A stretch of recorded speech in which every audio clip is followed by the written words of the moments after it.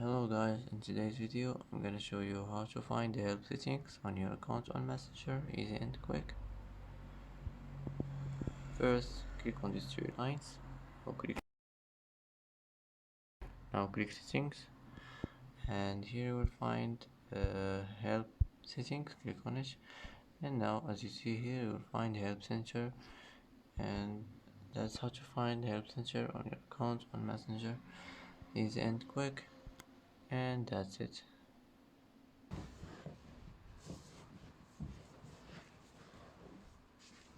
And that's it for today's video. If you like this video, don't forget to like and don't forget to subscribe. I hope this video is helpful for you, and thanks for watching until the end, and see you in the next video.